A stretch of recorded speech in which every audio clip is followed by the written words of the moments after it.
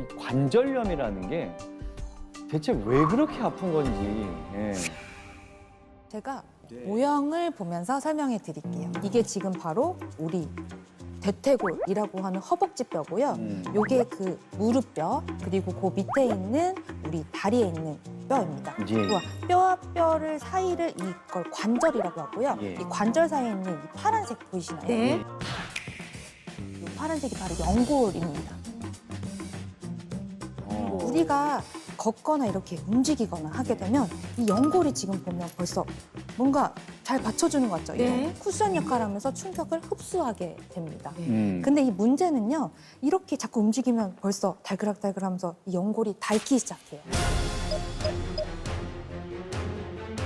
그리고 찢어지고 손상되고 이렇게 되는데요. 문제는 나이가 들수록 재생이 잘 안 돼요. 나이가 들수록. 네. 그럼 어떻게 되겠어요? 뼈가 부딪히죠. 그렇죠. 그럼 이 뼈가 부딪히고 문질러지면 바로 불이 나죠. 바로 염증이 납니다. 예, 예. 이게 바로 퇴행성 관절염이고요. 이 때문에 바로 통증이 생기게 되는 거죠. 퇴행성 관절염일 때 우리 무릎이 어떻게 되는지 제가 좀 보여드릴게요. 지금 보시면 이게 이제 뼈라고 가정한 모형 사이에 이렇게 스펀지를 놓고 예. 이거를 연골이라고 가정해 볼게요. 아, 스펀지가 연골인 거죠? 네네네. 예. 그다음에 건강한 무릎 상태에서는 이 다리가 구부러지고 이렇게 비틀릴 때에도 연골이 이 충격을 흡수하기 때문에 예. 뼈가 상하지를 않아요. 예. 근데 연골이 없어진 퇴행성 관절염은 이렇게 어떻게 될까요?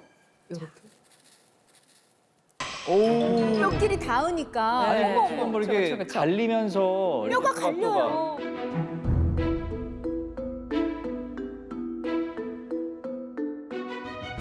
이 퇴행성 관절염은 뼈가 직접 맞닿아 있기 때문에 충격이 고스란히 전해질 수밖에 없어요. 그런데 이 퇴행성 관절염은 우리나라 국민 중 약 400만 명이 앓는 국민 질병인데요.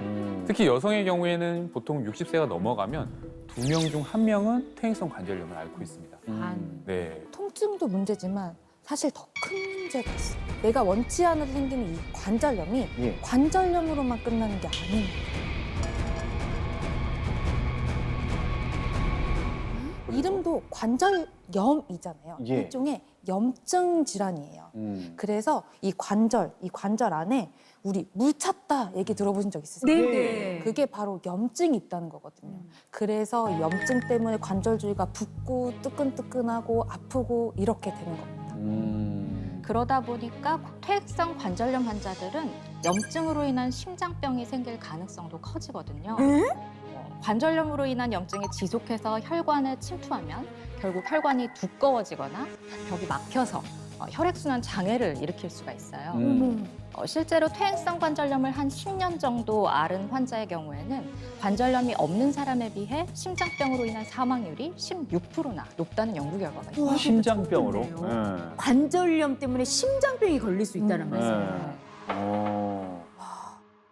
그 아침 프로그램, 건강 프로그램 오래 했는데 관절염으로 또 심장병으로 사망할 수 있다는 얘기는 또 처음 듣는 것 같은데요? 저도요. 아니 근데 연세 드시고 그러면은 다 저희 양가 어머님들도 지금 다 관절염 어느 정도 더 앓고 계시고 저도 이제 앞으로 저한테도 닥칠 일이라고 저는 생각을 하고 있었는데 이렇게까지 전신 질환으로 야기될 거라는 생각은 못 했거든요.